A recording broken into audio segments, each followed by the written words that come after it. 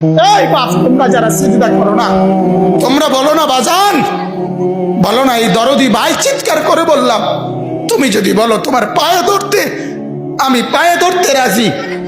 তুমি যদি বলো তোমারে জড়িয়ে ধরে কাঁদতে, আমি কাঁদতে রাজি। তুমি বলো কেন আল্লাহর সাথে রাগ করলা? কেন আল্লাহর সাথে রাগ করলা? কেন আল্লাহর সাথে নারাজ হইলা? কেন সিজদা কপালে জুটলো না?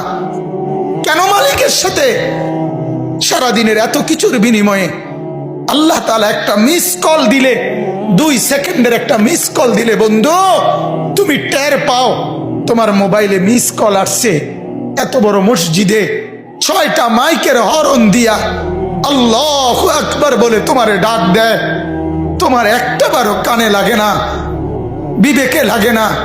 তোর মতো সত্য ডাকাত, তোর মতো পাষাণ বেটা আর কে হইতে পারে? বেটা কথা বলেন না কেন? তুই ডাকাত, কত বড় ডাকাত। ওয়ায়াউমা তাকুমুস সাআতু ইউবলিসুল মুজরিমুন।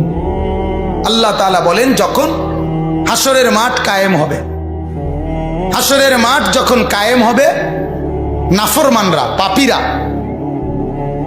সমস্ত অপরাধীরা হাসরের মাঠের দৃশ্য এক নজর চতুর্দিক দেখার পর, অবস্থাটা উপলব্ধি করার পরে ইউবলিসুল মুজরিমুন, আল্লাহ বলে সব পাপীরা একেবারে ভেবাচেকা, একেবারে এলোমেলো, অস্থির, পেরেশান হয়ে যায়।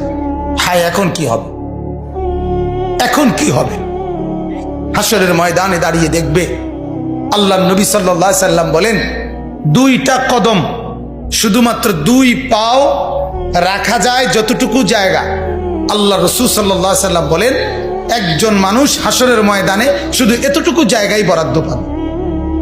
1 সুতা ডানে বামে সামনে পিছনে আগ পিছ করতে পারবে না, 1 সেকেন্ডের জন্য বসতেও পারবে না। আল্লাহ তাআলা কোরআনুল কারীমের মধ্যে বলছে ইয়াউমা ইয়াকুমুন নাস লিরাব্বিল আলামিন, রব্বুল আলামিনের সামনে সবগুলো মানুষ দাঁড়িয়ে থাকবে। দাঁড়ানো দাঁড়ানো দাঁড়ানো থাকবে, দাঁড়িয়েই থাকবে। মাথার 1.5 হাত উপরে সূর্য। আল্লাহ বলবে সূর্য তোর সমস্ত তাপ আজ ছেড়ে দে, খুলে দে তোর সব তাপ। পায়ের নিচের জমিন উত্তপ্ত তামার মতো উত্তপ্ত হয়ে যাবে।